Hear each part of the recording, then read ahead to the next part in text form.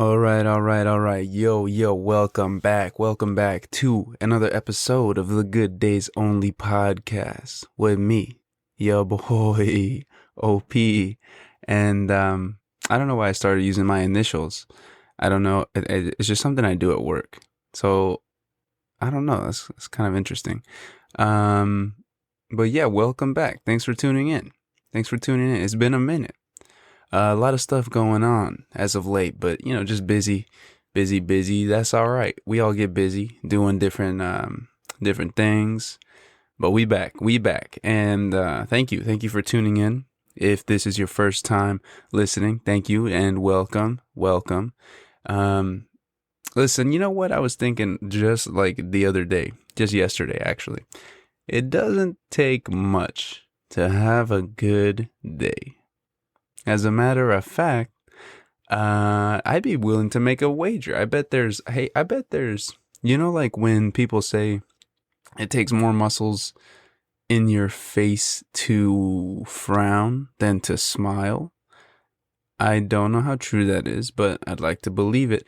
And I bet it's the same thing for good days and bad days. I bet so. Here's my wager. I bet on a just normal day, just a normal Taco Tuesday, it takes a hell of a lot more for there to be a bad day than to make it a good ass day. So, all you need is a good old cup of Joe to get your day started. So life's too short. Life's too short to dwell on the negatives, I think. Let's just keep it moving in a good direction. Anyways, yeah, thank you for tuning in. Episode 24. Holy shit, 24. That's kind of crazy. Yeah, let's keep it rolling. If you want to help support the Good Days Only podcast, check out the buymeacoffee.com link in the description on the GDO Instagram page. Okay, but let's get into it. With that, let's get into the caffeine breakdown.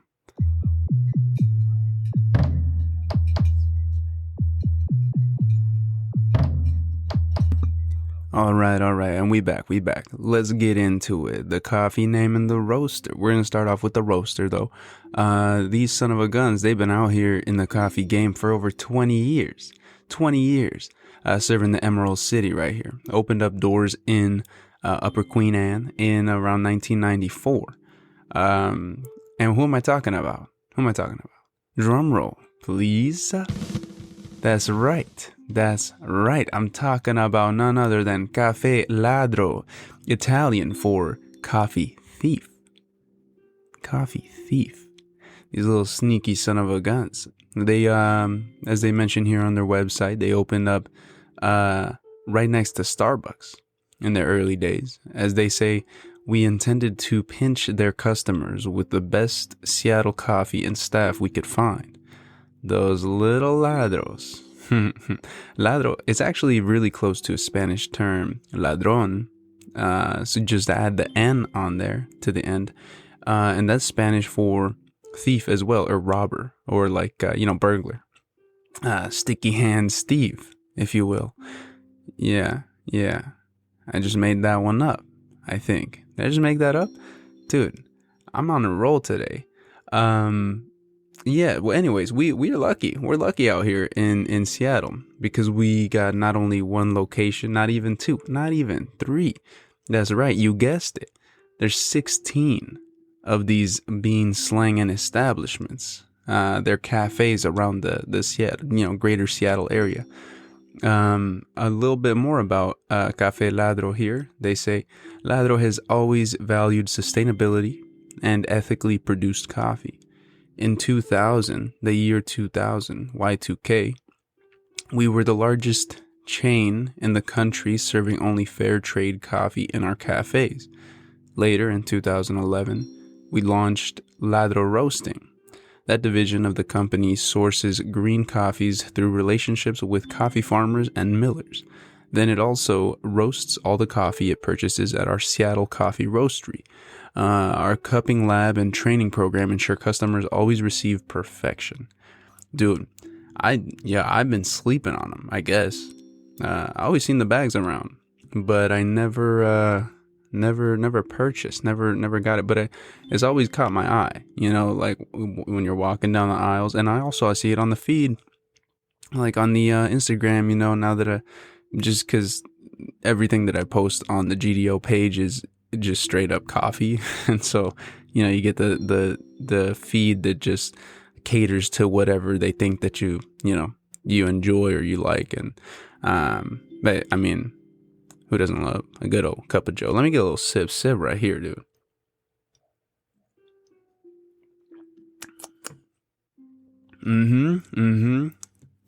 Cafe Ladro, doing their thing. Thank you. The talk is in the bean. We got some of this renowned dark roast, and this is the Diablo is what it's called. Those little devils, dude. Dang. Diablo, their dark roast, incorporates coffees with naturally large body and sweetness, which is awesome. I do say this is pretty sweet for a dark roast. With taste notes, they give us a walnut, brown sugar, and baker's chocolate. Okay. Baker's chocolate. I didn't know baker's chocolate was it's just like 100% like cocoa instead of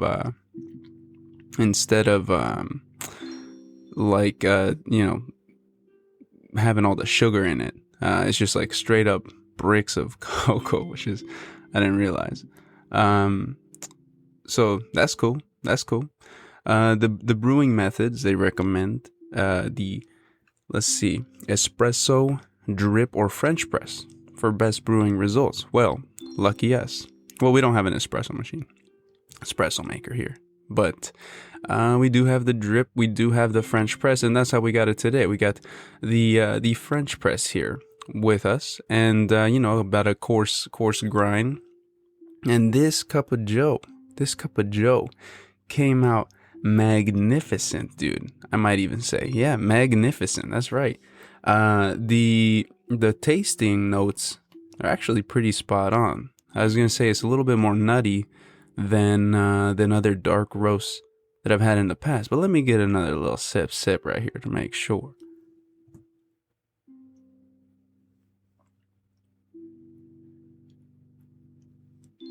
Yep. That's right. Nice and nutty. Dude, this is delicious. This is a good cup of Joe. And this bag sells me. It sells me. The appearance and packaging. I love the colors on this. We got some polka dot action going on here on the sides. You can see in the GDO IG post, my guy on the front here got a sleek trench coat, maybe a rain jacket. He looks like he's up to no good. For some reason, he got a little hat on. For some reason, I'm imagining like it's nighttime. For some reason, when I'm looking at this art, like he's swiping beans from the Starbucks next door in the middle of the night. Yeah, but you gotta show some love. I gotta show some love for the stand-up zipper pouch too, dude. They got it. It's on lock. The color scheme here, popping. It's a nice like peach mango peach color. Did I just invent a color? Mango peach? I think I did. I think I might have. I'm a little bit caffeinated. Let me get another little sip right here. They also have, the recommended brew methods here on the side of the bag. They got a little story, the Ladro story, which we already kind of touched base on. Just kind of when they open their doors, they got the cafes, the bakeries, all the shops around Seattle. Dude, all in all, damn, this walnut brown sugar baker's chocolate bean juice is very delicious. Would I purchase again? Hell yeah, I would purchase again. I think not too much. There we go. I think the sweetness of this and the nuttiness kind of took me by surprise with the dark roast, but I really like that as opposed to like the smokier dark roast that we've tried in the past. But okay, let's round this off. Today's Friday, the 20th of August, and just pre-recording a little bit here because we're going to be heading out of town to hit the great outdoors. That's right. we're camping at Lake Wenatchee, near the city of Wenatchee, Washington. But actually, it's not even near the city of Wenatchee, the apple capital of the world, some call it. Sometimes it's also referred to as the buckle of the power belt of the Great Northwest. What? That's a mouthful right there. But I was looking at the map, and it's not even really close to Wenatchee, Washington. Kind of deceiving. It's a little closer to Leavenworth, if anything. Leavenworth Lake. That's what it should be called. Anyways, heading out there, and we're gonna be back in the good vibes section after this weekend's trip. We're gonna do something a little bit different this episode. So we're gonna go out there, do a little fishing. Hopefully the weather is nice, and maybe do some hiking around. Just gonna be out in the outdoors. There's still a fire ban because of the hot weather and the drought, the dryness up here as of late, and just because it's been so damn hot. But hoping for some great weather. Gonna have some great company and some good old vibes. So good old vibes. Anyways, yeah, let's head out of here. We got to get on the road, but we're gonna be back. We're gonna be back with some camping stories. Okay, so let's move on to that right now.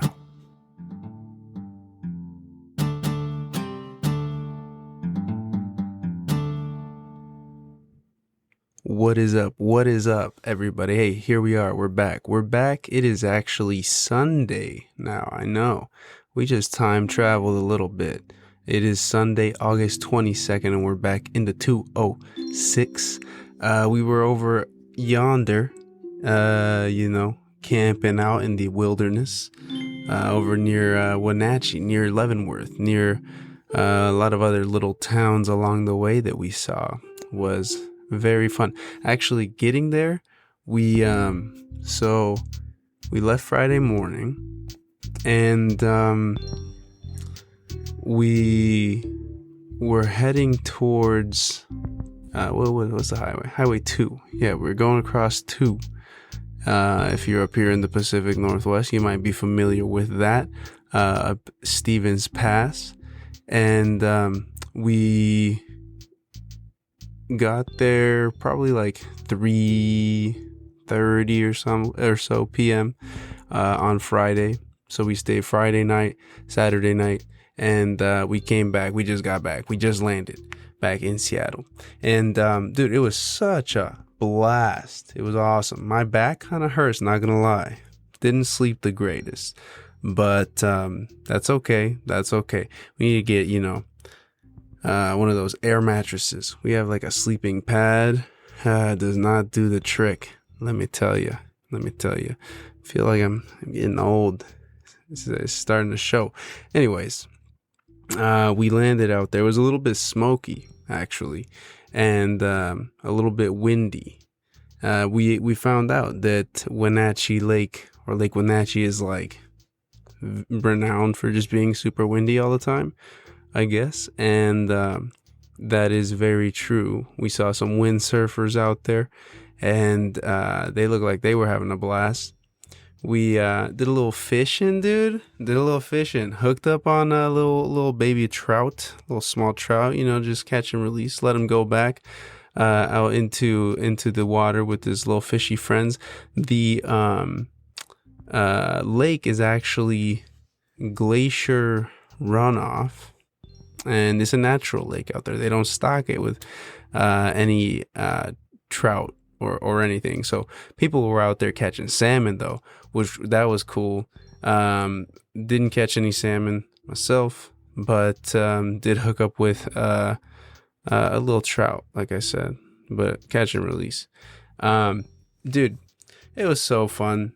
Just getting out there, it was thankfully not as smoky as I thought it was going to be, but huge proponent of this, and I've said it before, but if you can just get out into nature, just like every once in a while, maybe a couple times a year, it's like such a good reset. You're just like going through your day to day, your 9 to 5, whatever you might be doing your thing. But you just get out into just what is the wilderness, and you're like looking around.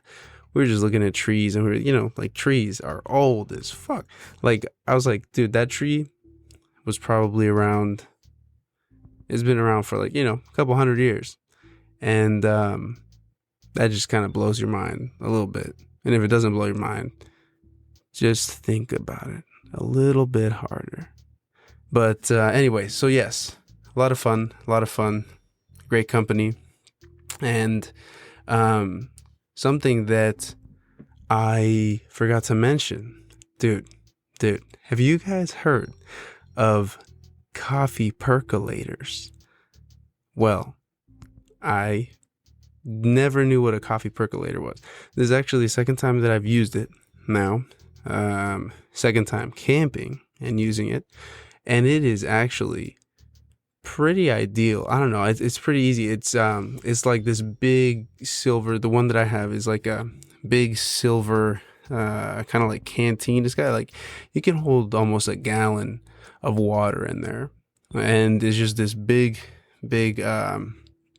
thing with a spout, and it's got a handle up over the top, and you can make like 20 cups of coffee in one go with this one. But what it is like this weird, it's like not weird, it's very intricate. There's like a rod that you like place inside of this big container, and then on top of this rod there's like a circular, like a little basket, like a little filter basket that slides on and off that rod, or the stem, I guess is what it might be called.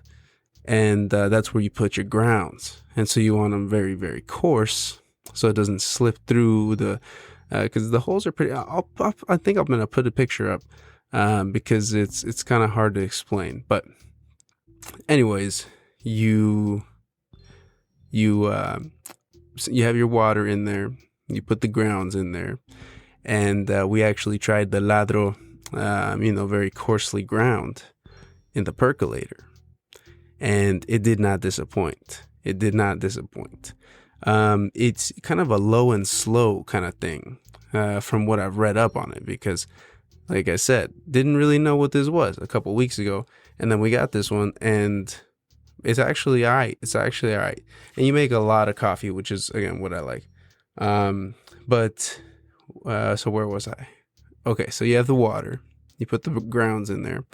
And then the heat is like low to medium heat, because you don't want the water to just be at a roaring boil. So you want it to be just before it starts rumbling, when you got the little water bubbles coming up. And so the stem, the bubbles travel up this stem, just like, basic hot boiling water 101. The bubbles come to the top, right? So they go up this stem, and then they kind of spill over the edge, and you can see this through the top of the cap on the percolator. You can see into it, and you see the bubbles of water that go into the basket, go through the grounds, and then it just keeps that cycle. So once you see those bubbles coming up through the stem that are like getting brown, is because you got your sweet caffeine, that bean juice is now in full effect. And I don't know, you just kind of, what I've learned is there's not really like a time, like, I don't know, it's kind of hard to time it right, because it depends on how many grounds you put in there and how dark it's going to get. Because there, like everything I read online was just like, when it's a medium brown or like a light brown, you can take it out, but sometimes you want your coffee black. So I don't know exactly how to interpret that. But after you take out the basket, you got 20 cups of caffeine right there. So that was a fun experience. That was fun. What else happened? We had people reading. We got a couple hammocks set up. We had this ladder ball, I think is what it's called, ladder ball. Either ladder ball or ball toss, but it might be ladder. I think it's ladder ball. And lost a couple games, won a couple games. So, just some good old family fun. And what else happened out there in the great wilderness? Didn't see any bears, so that's good. Sometimes, although it got really dark out there, because you're just out in the woods and you're up in the middle of a couple of peaks are around you, so you're kind of in this little valley out there, and you just hear the little sounds. You hear the little squirrels maybe running around. Dude, last time we went camping, actually not last time, but a couple times ago, dude, we were witness to a murder. Well, we heard it. We didn't see anything happen, but we were out there in, I forget what Jim Creek, I believe, is the campground out here that we went to. And it was in the middle of the night, just pitch black, And this was actually like October. So it was like dark at already at 5 p.m., up here in the PNW. And there was just a bunch of coyotes, yipping. And they were getting closer to us. Like every time they would yip for a while, and then just chill, and then you'd hear them again, but they'd be closer, and you're like, oh shit! Like everything that you've seen in movies, but also you gotta go into this primal okay, what am I gonna do if shit hits the fan? Like if these coyotes come over here, although they wouldn't really do that unless they're super duper hungry and they know for sure that they could kill you. But they were getting closer and closer. Then all of a sudden they were all yipping, just having a good old time cackling. Ooh, like hyenas, how they cackle. That's gross. They sound scary. But they were just, yipping. And then all of a sudden we hear the loudest, I can't even try to make the sound because I'm not sure if I talked about it on here before, but it was somebody had just offed one of their coyote friends, or it was another animal that they ganged up on. I don't know. But it was and then just dead silent. Right after that really loud sound, dead silence. And then Henry was in the tent and he was, freaking out. So it was a stressful time. But all that to say, let me get a little sip of this water. I'm staying hydrated out here. High quality H2O. What was I saying? I'm a little bit delirious. Did not get that much sleep this weekend.